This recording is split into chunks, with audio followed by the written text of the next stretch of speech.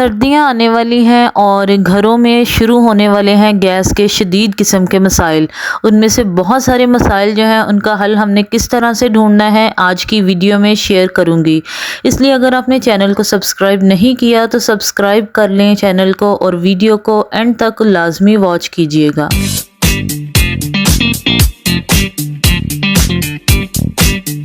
अस्सलामुअलैकुम, welcome back to kitchen hacks by Aamna. कैसे हैं आप सब? आई होप कि आप लोग बिल्कुल ठीक ठाक होंगे। आज की वीडियो बहुत ही अमेजिंग होने वाली है क्योंकि इसमें मैं आपके लिए लेके आई हूँ अनोखे किस्म के टिप्स, ट्रिक्स और हैक्स जो कि आपके बहुत ज़्यादा काम आएंगे। आपके पैसों की भी बचत होगी, आपके टाइम की भी बचत होगी और इसके साथ ही साथ आपको नई चीज़ें जो है वो सीखने को भी मिलेंगी। तो चलिए जी, बिना टाइम वेस्ट किए हम वीडियो का आगाज़ करते हैं। आपके साथ शेयर करती हूँ। चलें जी, कुछ इस तरह के पैकेट्स हमारे पास होते हैं सेवइयों के। तो उसमें ये मसला होता है कि जब सेवइयाँ हमने पकानी होती है ना तो जाहिर है वो तोड़ के पकानी होती हैं।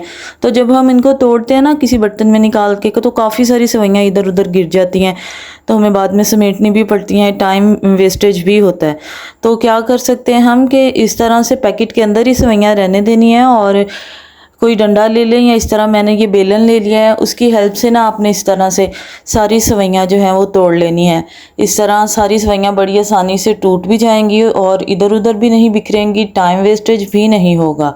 देख लेते हैं आज की नेक्स्ट टिप क्या है। इस तरह से स्कॉच टेप जब हमें चाहिए होती है, उसकी ज़रूरत होती है, तो पहले तो स्कॉच टेप का सिरा ढूंढने में ही काफ़ी ज़्यादा टाइम जो है लग जाता है और बाज़ू का तो वाकई में बहुत ज़्यादा टाइम लगता है। तो उसके लिए एक बड़ी आसान सी टिप आपके साथ शेयर करने जा रही हूँ कि किस तरह से आप अपने टाइम की जो है बचत कर सकते हैं, अपना टाइम सेव कर सकते हैं। एक टूथपिक ले लीजिए और कुछ इस तरह से उसको स्कॉच टेप पे लगा दीजिए। अब नेक्स्ट टाइम जब भी आपको स्कॉच टेप की ज़रूरत होगी तो आपका टाइम वेस्ट नहीं होगा और आप इस तरह से जो है यूज़ कर सकते हैं। इसके साथ शेयर करती हूँ आज की नेक्स्ट टिप जो कि है बहुत ज़्यादा इम्पॉर्टेंट। सर्दियों में गैस का बहुत ज़्यादा इशू होता है।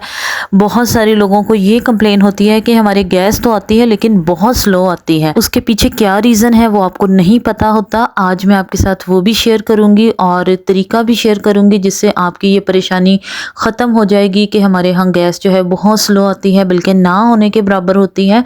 तो जी चलिए जी, आपको ये जो राज है आज बता देती हूँ। अक्सर औक़ात इस तरह से होता है कि हम जितनी मर्ज़ी कोशिश करें ना तो कभी ना कभी हफ्ते में एक आध दफ़ा या महीने में एक दो दफ़ा दूध जो है ना वो बॉयल हो जाता है और चूल्हे में गिर जाता है और गैस की जो सप्लाई होती है ना वो ऑटोमेटिकली आहिस्ता आहिस्ता कम होने लग जाती है क्योंकि उसके अंदर वो जो दूध होता है वो जम जाता है।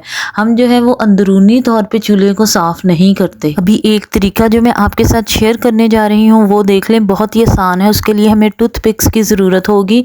इस तरह से 3 से 4 टूथपिक्स जो हैं वो इनफ होंगी। यहाँ पर आप ये देखें कि जो हमारा बर्नर होता है ना, हर चूल्हे का जो बर्नर होता है वो थोड़ा डिफरेंट होता है, लेकिन सब में जो कॉमन चीज़ होती है ना वो होती है गैस सप्लाई के लिए जो होल्स होते हैं, जो सुराख होते हैं। वो आपका चूल्हा जिस तरह का भी हो, जो उसके गैस सप्लाई के होल्स हैं उनके अंदर आपने कुछ इस तरह से जो है टूथपिक्स लगा देनी है। कुछ देर के लिए लगा छोड़ें, बेशक सारे सुराखों में ना लगाएं, चंद सुराखों में लगा लें। उसके बाद 1 बाय 1 जितने भी सुराख है जहाँ से गैस सप्लाई होती है ना उनको अच्छी तरह से साफ़ कर लें। अब यहाँ पर मैं आपको साफ़ करके दिखाऊंगी तो आपको आइडिया होगा कि बज़ाहिर जो चूल्हा हम रोज़ाना साफ़ करते हैं उसके अंदर किस कदर गंद जमा होता है। गर्मियों में तो हमें महसूस नहीं होता क्योंकि गैस जो है वो काफ़ी ज़्यादा तेज़ आ रही होती है, लेकिन जैसे ही सर्दियाँ आती हैं ना तो हमें पता चलता है। यहाँ पर ये देखें कि टूथपिक पे लगा जो गंद है आपको नज़र आ रहा होगा, ये चूल्हे के सुराखों में से निकला है। यही वो चीज़ है जिसकी वजह से जो गैस है ना वो हमें स्लो मिलती है। गैस का वो प्रेशर जो है वो हमें नहीं मिलता जो पीछे से आ रहा होता है।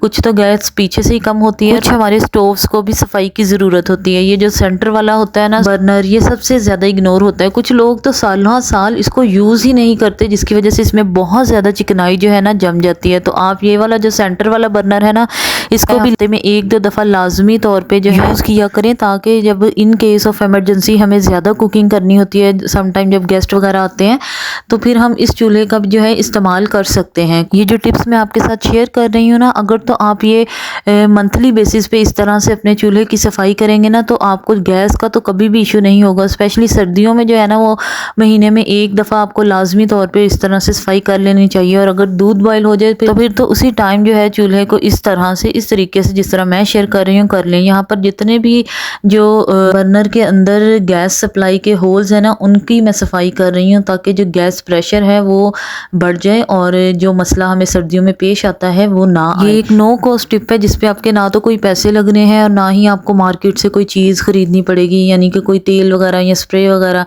या कोई किसी किस्म का पाउडर वगैरह यूज़ करना पड़ेगा। बस थोड़ा सा जो है आपकी तवज्जो की ज़रूरत होती है चीज़ों को और चीज़ें जो है वो बिल्कुल ठीक हो जाती हैं। अब यहाँ पर मैंने जो है अपने तकरीबन सारे जो बर्नर्स हैं उनकी अच्छी तरह से सफाई कर ली है और अब मैं आपको दिखाऊंगी कि पहले गैस का प्रेशर क्या था और अब सफाई के बाद गैस का प्रेशर क्या है। ये प्रेशर जो है आपको नज़र आ रहा है, ये सफाई के बाद जो है वो गैस जो है एकदम से तेज़ हो गई है और मुझे वाकई में महसूस हुआ कि जैसे कि पहले गैस स्लो आती थी, लेकिन असल में वो गैस स्लो नहीं आती थी, वो बर्नर्स की सफाई होने वाली थी। अब यहाँ पर आप देख लें कि जो पहले प्रेशर था वो क्या था और अब जो प्रेशर है वो कैसा है। आई होप कि ये वाली जो टिप है आपके बहुत ज़्यादा काम आएगी और सर्दियों में आपको बहुत ज़्यादा फ़ायदा पहुँचाएगी। इसके साथ ही मुझे दीजिए इजाज़त। अपना बहुत सारा ख्याल रखिएगा। अल्लाह हाफिज़।